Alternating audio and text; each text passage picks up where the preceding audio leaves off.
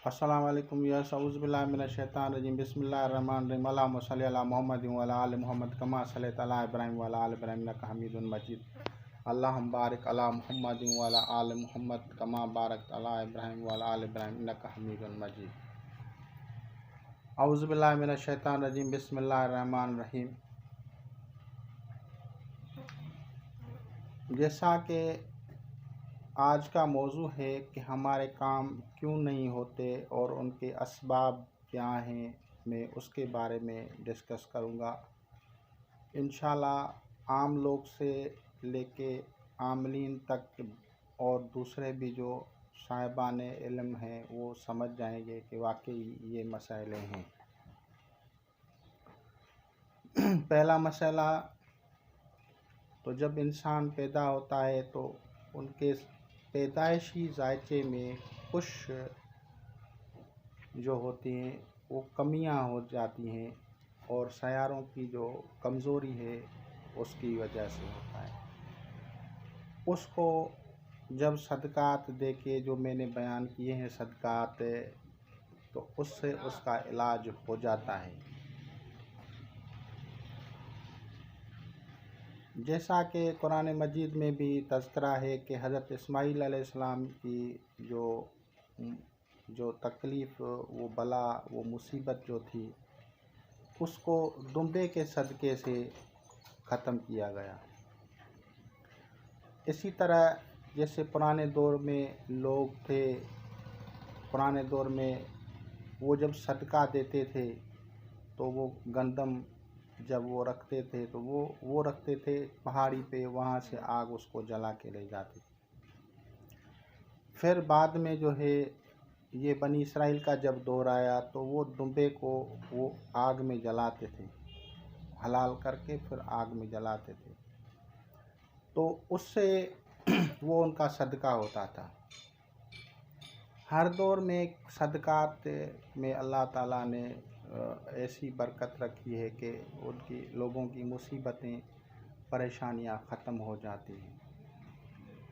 अब अक्सर लोग जो हैं ये एक ज़ाहिरन मतलब एक बात होती है। दूसरा, लोग अक्सर ऐसे करते हैं कि जैसे गाड़ी चलाते हैं, आगे से कुत्ता आ गया, कुत्ते को ख़त्म कर दिया, एक्सीडेंट कर दिया या किसी और को, तो जब वो उस मखलूक को तकलीफ़ पहुंचती है तो वो उसको बद्दुआ देती है और वो बद्दुआ बड़ी ख़राब होती है।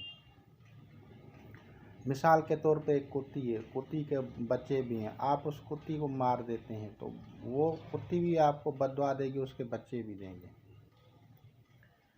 तो इसी तरह से अक्सर लोग जो बाद शिकार होते हैं मुसीबतों के, तो इस तरह से होते हैं। जब रोड पे चलते हैं गाड़ी को तो इस चीज़ का ख्याल नहीं रखते कि भाई आगे से जानवर है, इसको बचाना चाहिए।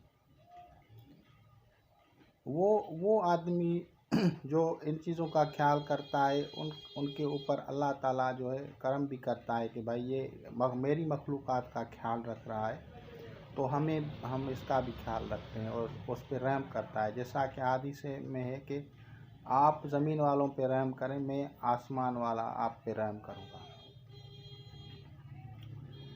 दूसरी वजूहात जो हैं कि सदका जो दिया जाता है उसकी आइडेंटिफिकेशन नहीं हो। अगर किसी आदमी को मिसाल के तौर पे सदका देना है घास का और वो दे रहा है किसी और चीज़ का, तो वो उसका इसलिए कबूल नहीं होता।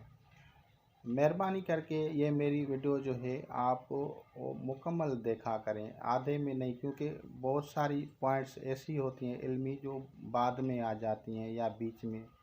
तो आप अगर इसको ये देख के और छोड़ देंगे तो आपको मुकम्मल उसके बारे में तफसीलन समझ में बात नहीं आएगी। दूसरा मसला होता है कि आदमियों की दुआएं और बद्दुआएं। मुख्तलिफ आदमी जो हैं, जैसे आप किसी के पास काम कर रहे हैं, अगर आप अच्छा काम कर रहे हैं, आप ईमानदार हैं, तो वो जो जिसके पास आप काम करते हैं ना, वो ये कहेंगे कि ये हमारे पास काम करता रहे। तो अगर आप उनको कहेंगे कि मैं फ़लाँ चीज़ करना चाहता हूँ, तो वो दिल में दुआ मांगेंगे कि इसका काम नहीं हो, क्योंकि ये इंसान की एक लालच की होती है मिजाज। इसी तरह दूसरे जो होते हैं और हर एक को आप अगर आप अपनी बात बता देंगे तो वो कोई आपको हसद की वजह से दुआएं मांगेगा कि इसका काम नहीं हो, कोई आपको लालच की वजह से जो है दुआ मांगेगा कि इसका काम नहीं हो। और तीसरी वजह जो होती है वो होती है सहर और जादू। अगर आपको सहर और जादू किया गया है तो भी आपके कामों में रुकावट पड़ेगी। अब वो कैसे वो मालूम हो, तो वो आम आदमी तो मालूम कर ही नहीं सकता, बहुत दुश्वारियाँ होती हैं, हर एक इसको नहीं कर सकता। लेकिन जो अगर आमलीन वगैरह देखते हैं और जानते हैं तो उनको पता होगा कि वो फिर सहर व जादू की अगर तशख़ीस हो भी जाए तो फिर भी प्रॉब्लम्स ये होते हैं कि वो जो मखलूक उनके ऊपर मुसल्लत की गई है वो किस सूरत में है।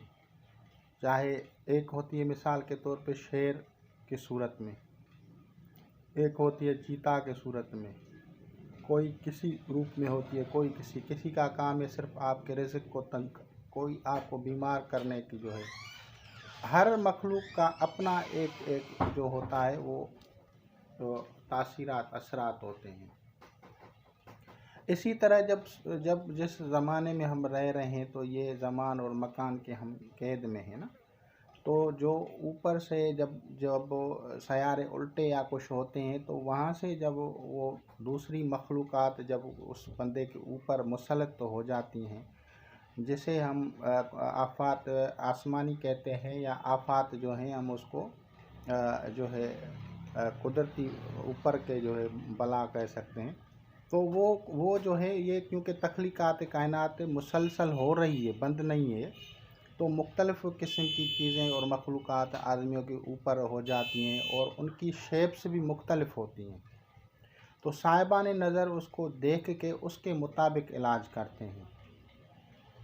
आम तौर पे जो मिसाल के तौर पे मैंने जो दिए हैं सदक़ात, ये जनरल हैं। अब जनरल आम जो होती हैं वो जो सदक़ात होते हैं वो भी आपके अक्सर व बेशतर मसाइल की काट कर देंगे। लेकिन अगर कोई मखसूस प्रॉब्लम होती है तो उसके अगर आप किसी माहिर से, किसी आलिम से अगर आप पूछेंगे तो वो आपको दुरुस्त सदका और दुरुस्त उसके जो है इलाज बताएगा। मिसाल के तौर पे आपने देखा होगा कि पहले आपने जिसको भी कहा होगा उसने आपको यही कहा होगा कि भाई ये इसम पढ़ें, जादू की आपकी काट हो जाएगी, और फिर वो लोग पढ़ना शुरू कर देते थे। बिल्कुल ऐसे है, ऐसा होता है। लेकिन वो इसम आपके साथ जब टच करेगा, मैच करेगा, तो आप उसी वक्त मसला उसका जल्दी जल्दी फ़ायदा होना होगा। अगर वो मैच नहीं करता तो नहीं होगा, क्योंकि वो हरफ आपसे मैच ही नहीं है। और इसी तरह जब किसी का हम जायका देखते हैं तो हमें पता चलता है कि इसकी जो है मुखालफत में या इसकी जो नस असरात के हिसाब से जो है कौन से जो है टर्म्स हैं, क्या हैं, उनके मुताबिक फिर उसकी हांडी में या उसके सदक़ात में भी तब्दीली हो जाती है। जैसा कि आप लोगों ने हांडी को देखा होगा कि हांडी के एमाल सब लोग जितने भी आपने कुतुब पढ़ी होंगी तो वहाँ पे उन्होंने सिर्फ जलाने के लिए पेश की। तो भाई हर वक्त हर चीज़ को एक ही अंसर में इस्तेमाल ही नहीं किया जाता। जब मैंने आपको बुरूज के हिसाब से उनको अलहदा करके बताया कि ये इस तरह पड़ती है, और मैंने ये भी बता दिया कि ये जो बाल हैं और ये जो नाखून है ये क्यों डाले जाते हैं। आज से पहले आपको किसी किताब में बाल और नाखून क्यों डाले जाते हैं आपको नहीं मिलेगा। ये एक मखसूस उलूम होते हैं जो अपने और जो हर एक के अपने मुर्शिद होते हैं उनको अता कर देते हैं। तो जब कोई ख़ास प्रॉब्लम में आदमी आ जाए और उसको वो हल नहीं हो तो वो समझे तो या जादू है या कुछ और है, तो फिर किसी आलिम से रुजू करके और वहाँ से वो उस चीज़ का सदका या हल निकाले। जैसा कि हमारे पास अकीक़े का जो रवाज है, तो अकीक़ा सुन्नत नबी पाक सल्लल्लाहु अलैहि वसल्लम है, और ये इससे बहुत सारी बलाएँ कट जाती हैं। मिसाल के तौर पे अगर मरीज़ की नौसत है तो वो खून बहने से ख़त्म होती है। और अगर उसके काला रंग है तो वह यानी वो समझो ज़ोहल का सदका है। तो इस तरह से ये जो होती है उनकी जो तकालीफ़ और मुसीबतें जो होती हैं तो वो उससे दूर हो जाती हैं। और जैसा कि कुरान हकीम में है कि हमने उनकी जो बला दफ़ा की वो उस दुम्बे की कुर्बानी से हुई। तो अब वो लोग करते नहीं हैं और अक्सर व बेशतर लोग जो सदक़ात और ज़कात के मुस्तहिक़ नहीं होते लेकिन फिर भी वो सदका और ज़कात के पीछे पड़े रहते हैं, तो वो भी उनके वो एक अज़ाब के सूरत में उनके ऊपर बलाएँ मुसल्लत हो जाती हैं। कुछ लोग जो होते हैं वो सूद के पीछे होते हैं तो उनको वो सूद की जो अज़ाब है वो पीछे हो जाती है। तो जब तक बंदा उस साहिब नज़र के पास नहीं पहुंचता तो वो बड़े परेशान और मुसीबतों में फंस जाते हैं। बहुत सारे जो मसाइल हैं उनकी जो डायग्नोज नहीं होने की वजह से लोगों के हल नहीं होते। दूसरा, अगर आमिल अमल करता है तो उनके अमल क्यों नहीं कामयाब होते, तो उनके अमल में कामयाब ना होने की भी ये एक वजह है कि कुदरती किसी की बद्दुआ हो। जो टाइम का इंतखाब किया गया है, वक्त का इंतखाब किया गया है वो दुरुस्त नहीं होगा, या जो है उसने हरफ जो है वो मैच नहीं किया होगा, यानी कोई ना कोई ऐसी चीज़ होगी जो अनमैचिंग होगी तो वो ठीक नहीं होगा। जैसे आपको है बुखार और आप दवाई खा रहे हैं सर दर्द की तो फ़ायदा नहीं होगा। तो ये हमारा जो जो जो तरीक़े इलाज है कुरान मजीद में है। अल्लाह तबारक व तआला कहता है कि मुझसे दुआ मांगो मेरे अस्मा के सरी, अस्मा के एक किस्म का नाम नहीं लिया कि एक किस्म से मुझे मांगो। उसने कहा है कि मेरे सारे अस्मा जितने भी हैं सबको सबसे मुझे सबसे मुझसे दुआ मांगो। अब वो सब अस्मा का मतलब क्या है कि सिफ़ात भी हैं। आपको क्या चाहिए? आपको चाहिए रिज़्क़, आप मांग रहे हैं कि मुझे जो है या कहार पड़ें तो आपको रिज़्क़ कैसे मिलेगा? इसी तरह अगर आप मांग रहे हैं कोई और यानी या वहाब यानी समझो कि अल्लाह ताला की तरफ से इनायत हो और आपको ज़रूरत उस चीज़ की है, आप मांग रहे हैं कोई और इस्म सिफ़त, तो वो आपको टच नहीं करेगी। आप हैं बीमार, आप पढ़ रहे हैं या रज़ाक, तो ये कैसे होगा? तो बीमार हैं तो या शाफ़ी होगा ना। अगर आपको फ़तह चाहिए तो या फ़तह होगा ना। तो इन डायग्नोज ना होने की वजह से भी लोग इस वजह से भी इन चीज़ों को नहीं समझ सकते। इसीलिए मेरी आप लोगों से गुजारिश है कि आप जब भी कोई ख़ास मसले में उलझ जाएं, आपको समझ में नहीं आए तो फिर किसी आलिम से रुजू करें।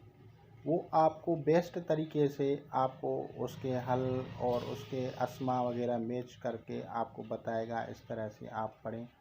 और अगर आप सहर व जादू के मरीज़ हैं तो आप वो सदक़ात के साथ जो है परहेज़ मुकम्मल करनी है। परहेज़ जब आप करेंगे तो आपके जो सदक़ात हैं या जो भी कुछ है वो भी कबूल हो जाएंगे, और आपको जो पढ़ाई है वो इस्म जो है वो भी आप पढ़ेंगे तो सहर व जादू बातिल हो जाएगा।